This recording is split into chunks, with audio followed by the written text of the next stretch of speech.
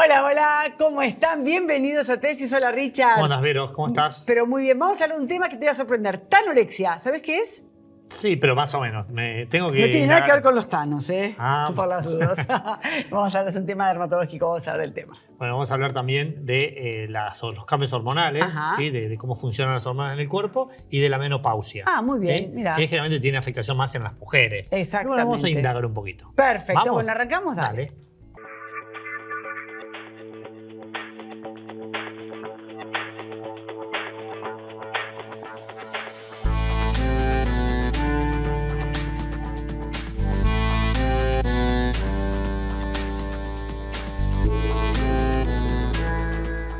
Bueno, Vero, ahora estamos con la doctora Alejandra Velardo. Sí. Ella es ginecóloga. Sí. Vamos a hablar de menopausia. Muy bien. ¿Sí? ¿Qué tal? Doctora, ¿cómo estás? Bienvenida. Bueno, ¿qué gracias se por la define como invitación. menopausia? O, digamos, ¿cómo se define, digamos, a qué personas, qué edad le aparece? Digamos, a ver, hablemos un poco de esto. Bueno, vamos a hablar entonces un poco de menopausia. Menopausia en realidad es un término, simplemente, que es el sinónimo de la última menstruación. Forma parte de una etapa que se denomina climaterio, que comienza con las primeras irregularidades del ciclo, es decir, que marca un poco la declinación de la función ovárica y que la mujer transita la mayor cantidad de su vida, porque la realidad es que hoy la esperanza de vida de la mujer, especialmente sobre los hombres, es mayor y entonces el tiempo que esta mujer va a transitar su climaterio es más de un tercio de su vida. Por eso es tan importante que nuestro objetivo sea mantener una buena calidad de vida por sobre todas las cosas. Entonces, menopausia es simplemente la última menstruación. ¿En qué momento ocurre? Bueno, fisiológicamente a los 50, pero esto es aproximado, Claro. puede Más o haber menos. algunas desviaciones un poquito unos años antes, unos años después, eso está dentro de lo normal. En realidad, lo más importante es discriminar cuando algo no está dentro de lo normal, como podría ser una menopausia antes de los 40 años. Entonces, en ese caso hablamos de falla ovárica precoz y necesita un tratamiento absolutamente consensuado. Y eso es muy importante a tener en cuenta. O sea que menopausia tiene muchas aristas y eso es muy importante. ¿Cómo sucede de repente o es un periodo? ¿Qué cambios tenemos fisiológicos? ¿Qué cambios tenemos psíquicos? Eso es muy interesante porque uno cree que un día se nos va y nunca más vuelve. En algunas mujeres ocurre así, en forma sorpresiva. En realidad es lo menos frecuente, porque lo frecuente es que la actividad del ovario, la función que tiene el ovario de secretar hormonas, fundamentalmente el estradiol, que para las mujeres es muy importante, va ocurriendo paulatinamente su descenso, no es brusco, excepto algunas situaciones como por ejemplo que de pronto sufras una cirugía que tengan que sacarte los ovarios. Ahí entonces la menopausia va a ser brusca y por supuesto los síntomas probablemente sean más intensos. En general siempre es paulatino y debuta con pequeñas irregularidades en el ciclo. La mujer empieza a notar que el ciclo se extiende, es decir, entre una menstruación y otra ocurren mayor cantidad de días, o bien que se acorte el ciclo, o bien que aumente en cantidad. Esos en general son los primeros síntomas que la mujer reporta y hace que dice, ¿esto será normal? ¿Estará dentro de lo normal? ¿Será que me está por venir la menopausia? Y eso origina normalmente la consulta. Perfecto. Y en esa etapa todavía puede quedar embarazada. Absolutamente sí, si bien las posibilidades son bastante escasas, siempre le tenemos que aconsejar que tiene que seguir utilizando su método anticonceptivo. Es más, se aconseja usar el método anticonceptivo que esté utilizando hasta un año después de esa última menstruación. O sea que fíjate que el diagnóstico de menopausia es retrospectivo. Porque si en ese tiempo la mujer entre un año y el otro hay algún sangrado menstrual, tiene que volver a contar nuevamente El año. un año, Sí, tal cual. hasta que no pase un año Hasta que no completo. pase Qué un año interesante completo. eso. Entonces recalquemos que hay que utilizar métodos anticonceptivos, inclusive que ocurra un año. un año después de la última menstruación, digamos, la última pérdida, sino porque Exacto. a veces es poquito tiempo. ¿Y algún cambio físico, además de ese, que es muy notorio? Bueno, uno de los síntomas patognomónicos, o sea, como más característico y que todos hemos escuchado nuestra mamá, nuestra abuela, nuestra tía, es los sofocos, que son estas tuforadas de calor que afectan a las mujeres, inclusive antes de que tengan esta última menstruación. Hay un porcentaje de mujeres que empiezan a experimentar estas variaciones de termómetro, como yo digo, el termostato no está regulando. Y es que es tal cual, es que el termostato que está en nuestro sistema nervioso central está relacionado con las hormonas, con los estrógenos y con muchos otros neurotransmisores que hacen que su disminución afecte la regulación de la temperatura, y entonces las mujeres tienen estos sofocones o tuforadas de calor o calores, como le decimos habitualmente, que es muy, muy característico porque es una sensación de calor como con cierta opresión desde el tórax hacia arriba. Algunas mujeres refieren mucha transpiración posterior a esta tuforada, se ponen coloradas y genera esto mucho estrés, ¿no? Mucho estrés que va a generar que se pongan más coloradas y tengan una retroalimentación más positiva. calores, tal cual, tal cual. ¿Y esta falta de hormonas o este cambio hormonal tiene también alguna consecuencia a nivel de protección cardíaca? Ay, qué buena pregunta, porque ahora estamos mucho trabajando en lo que es corazón y mujer, justamente por este punto.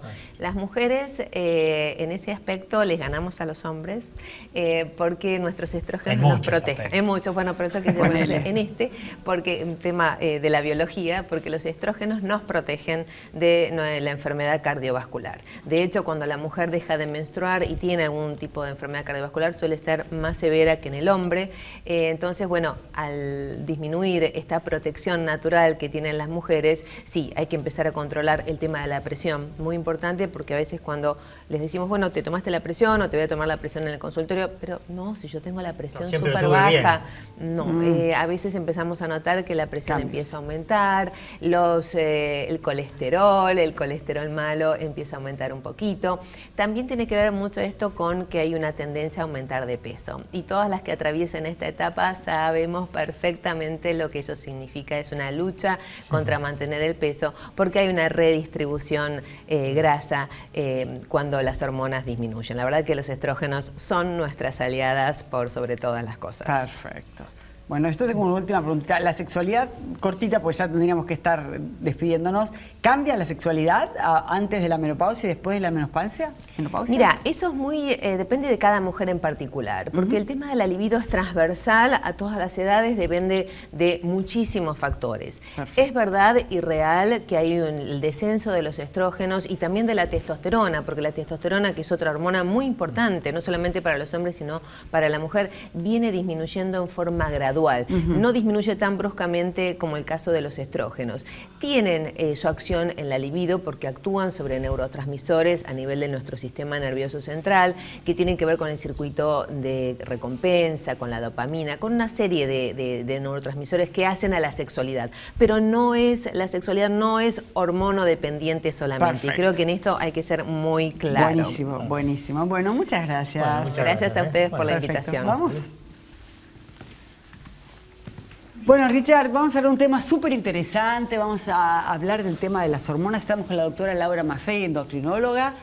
¿Qué tal, Laura? Un gusto tenerte. ¿Cómo están? Muchas gracias. Muy bien. Yo de mi parte, muy bien. ¿Ustedes? Muy bien. Aquí estamos. ¿Qué serían las hormonas en realidad en el cuerpo de una persona? Las hormonas son sustancias que se fabrican en glándulas, que están distribuidas a lo largo del cuerpo. Puede haber acá en el cuello, que es la tiroides, que las mujeres siempre la acusamos de que nos hacen aumentar de peso y nos enojamos con nuestra tiroides, que la mayor parte de las veces no es. Puede ser el páncreas, que por ejemplo fabrica insulina y regula el azúcar. Puede ser los ovarios, que fabrican estrógenos y regulan nuestro ciclo. Puede ser testosterona, que impacta mucho en la fuerza muscular y en el deseo sexual. Puede ser las paratiroides, digamos. Y tienen la característica de que están distribuidas en diferentes partes del cuerpo y que a través de la sangre se distribuyen y van buscando, como yo te dijera, sus cerraduras. Son como llavecitas, porque esas cerraduras se llaman receptores. Y donde encuentran un receptor es donde actúan. Y por ejemplo, la tiroides puede regular la temperatura corporal, puede regular el cansancio, la activación, la sudoración de la piel, la taquicardia, las palpitaciones o no, al revés, la bradicardia, es decir, la falta de rapidez en la frecuencia cardíaca. Las paratiroides pueden impactar en el metabolismo del calcio. Los estrógenos, bueno, regulan nuestro ciclo, ellos son los efectores, en realidad el ciclo se regula a partir del hipotálamo y de la hipófisis y también del sistema nervioso central, y ellos en el ovario van a ir a fabricarse en mayor o en menor cantidad a lo largo del ciclo hasta que van a producir una descamación en el interior del útero que se llama menstruación. La testosterona va a ir al testículo del varón para trabajar sobre la cantidad de espermatozoides que tenemos, no, nosotras no, que tienen los varones. Y bueno, así, las hormonas son sustancias que se distribuyen a lo largo del cuerpo. Es decir, que se fabrican en algún lugar y pueden que se llama funcionar glándula, en cualquier lugar del cuerpo. Exactamente. Su órgano blanco puede estar en cualquier otra parte del cuerpo. Y su déficit y su exageración en su fabricación nos trae trastornos importantes. Por ejemplo, algo que les va a interesar, los hombres tienen hormonas femeninas y las mujeres tenemos hormonas masculinas. Te iba a decir, ¿tenemos testosterona las mujeres? Las mujeres tenemos testosterona y los hombres tienen estrógeno. Lo que pasa es que durante mucho tiempo, por un tema de no querer aceptarlo, como es esto que nosotros los varones vamos a tener hormonas femeninas, de terror, esto inclusive influyó en la cantidad de dinero que se dedicaba a la investigación para estos temas, hasta que aparecieron pacientes que tenían una disminución de una enzima, que es la que convierte testosterona a estradiol, y vieron que esos pacientes tenían problemas de crecimiento continuo, tenían problemas en los huesos, tenían la forma, digamos, tenían como lo que llamamos un genu-valgum, que es las piernas con las rodillas para adentro, tenían toda una serie de alteraciones, que esto permitió demostrar que los hombres también tienen estrógenos. Y nosotras también necesitamos de una cantidad normal de testosterona para promover nuestro deseo sexual, entre otras cosas. Por eso, el tema entonces de la actividad sexual también estaría involucrado en las hormonas, en ese déficit o en ese exceso. Las hormonas sexuales siempre están, involucradas en las funciones del organismo, y las hormonas también impactan, muchas de ellas, no solamente las sexuales, impactan en la sexualidad. A partir de los 40 años las mujeres tenemos una disminución progresiva, lenta, de la testosterona. Esto no quiere decir que vamos a tener una mala sexualidad, para nada, ni que después de la menopausia no vamos a tener un deseo sexual activo. Por supuesto que existe quienes lo tienen y quienes que no. Para muchas mujeres es como una liberación, ya no me tengo que quedar en miedo de quedarme embarazada, ya estoy súper bien, ya la verdad que empieza un momento creativo de mi vida, cambié de marido, tengo 2 amantes, qué sé yo, cada una tiene sus estímulos, y a partir de ese momento, digamos, su sexualidad generalmente va a ir acompañado de su misma plenitud que lo tuvo durante la época previa a la menopausia. Hay otras mujeres que no, que pasan por un momento más tormentoso, del cual pueden recuperarse o pueden estar medio caídas, y que bueno, lo que yo les mandaría como un gran mensaje es que consulten a un médico que tenga experiencia, así como uno va al obstetra cuando está embarazada y va a tener un bebé, que tenga experiencia en el manejo de hormonas, sí o no, pero que sí tenga experiencia en lo que es el climaterio o la menopausia, porque ahí sí tenemos nuevamente una revolución hormonal muy linda. Nosotras vivimos de revolución hormonal en revolución hormonal cada ciclo, cada puerperio, cada embarazo, y la menopausia también.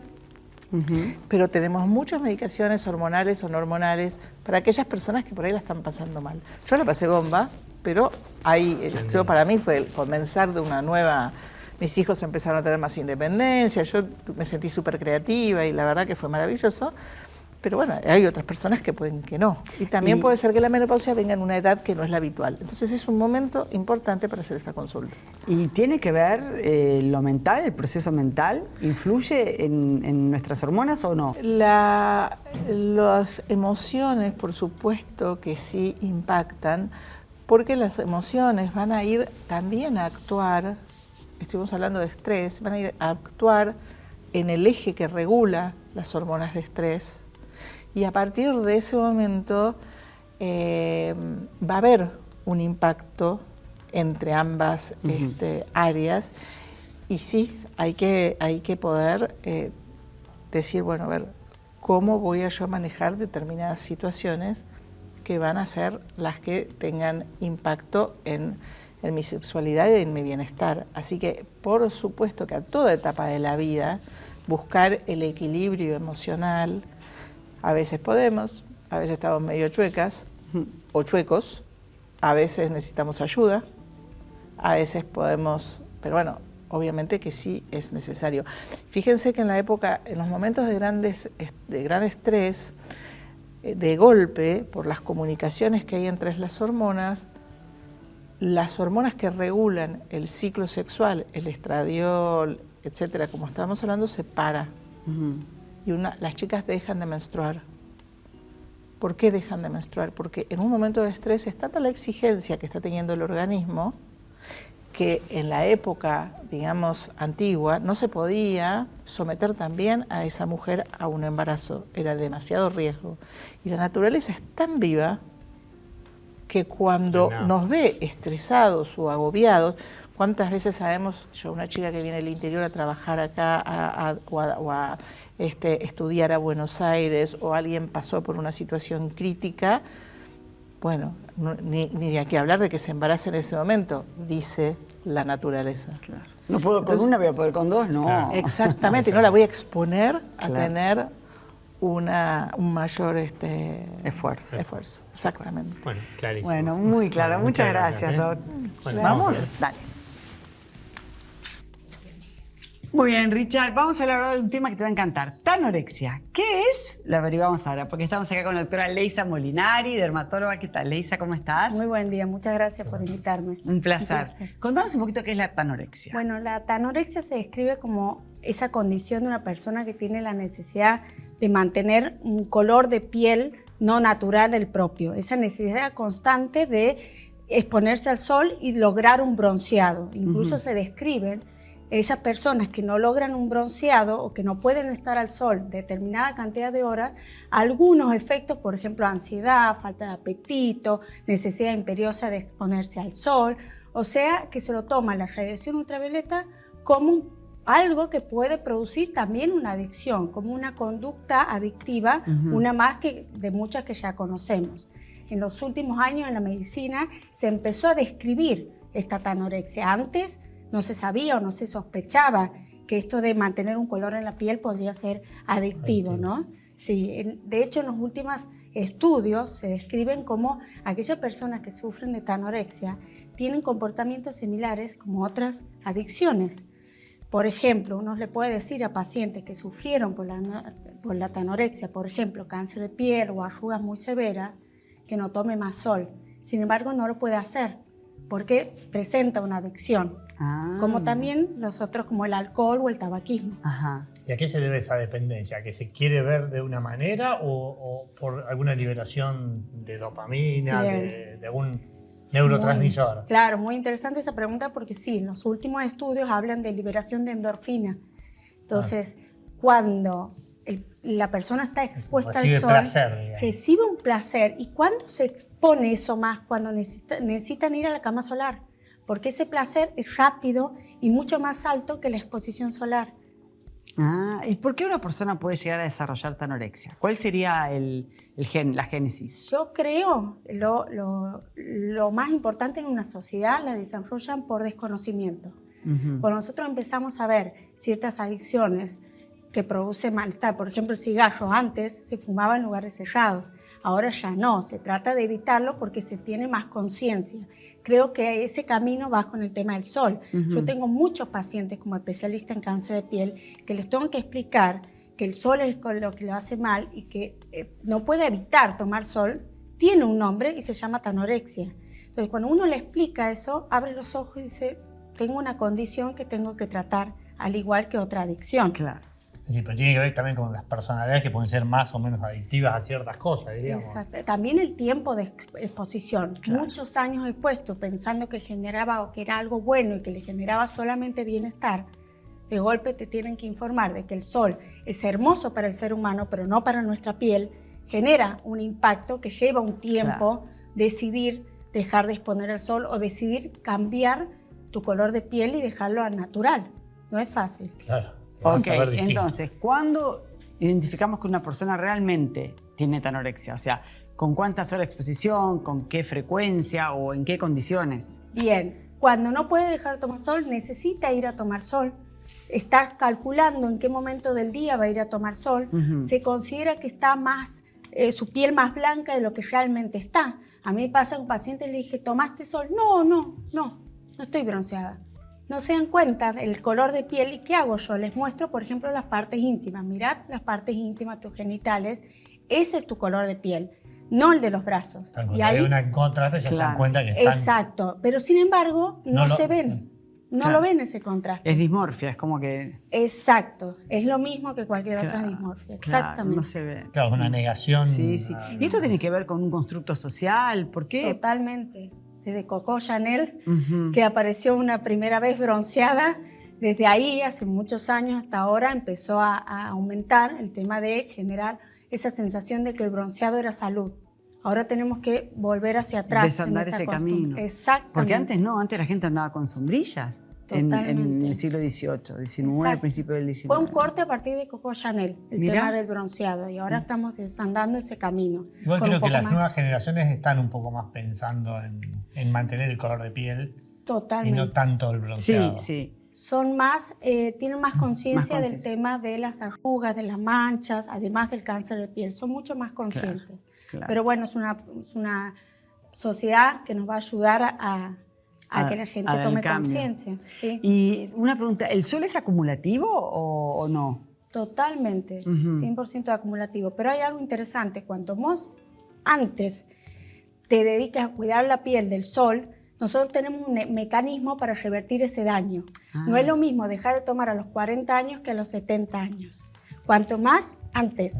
¿Tomaste conciencia? Sí, ahí tu piel puede revertir todo el daño que acumulaste, eso sí, es acumulativo. El fotoenvejecimiento se puede ir revirtiendo. Totalmente, sí. A más se da, más lento, pero siempre se puede ir revirtiendo. ¿Pero naturalmente o con ayuda de cremas, de tratamientos? Ambas cosas.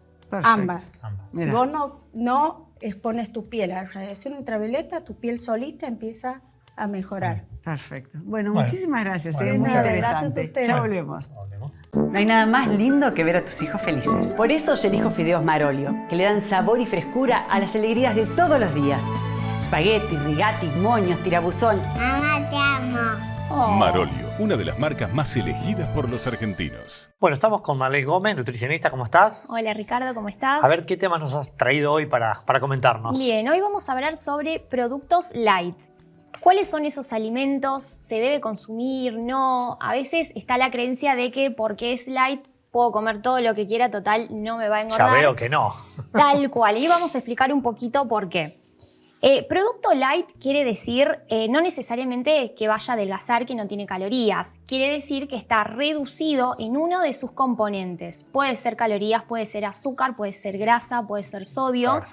Cualquiera de esos componentes. Acá yo traje un ejemplo. Son unos bizcochitos.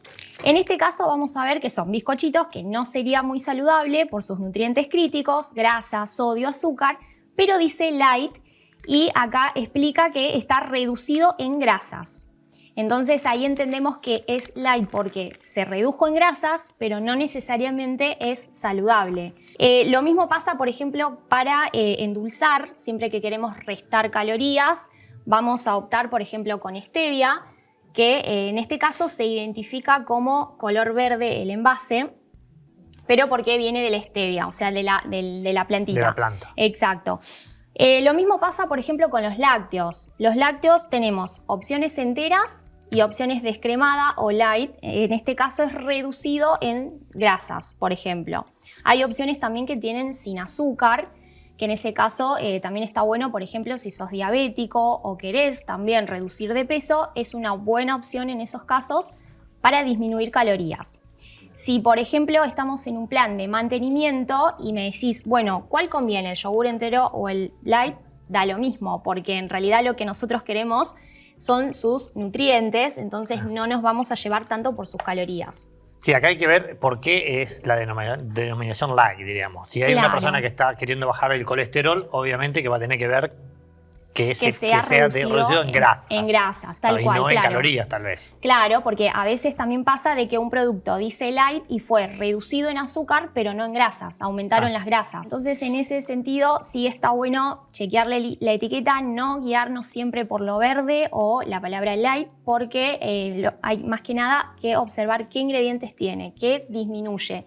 Si el sodio, como decía, si es hipertenso, si disminuye azúcares, si no tiene azúcares o si tiene mayormente reducción de grasas. Bueno, muy claro. Muchas Bueno, gracias. a ustedes.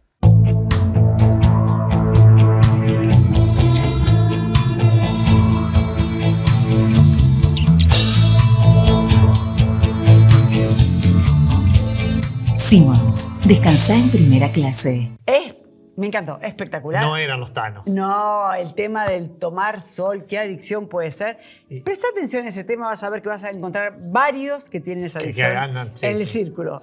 Sí. Y la cuestión hormonal, obviamente, que hay que tener mucho cuidado porque hay patologías y la sexualidad con la menopausia, nada que ver. No, es transversal la sexualidad a todo. Así Así que que bueno. bueno. Muchas gracias. ¿Nos encontramos la próxima? Dale.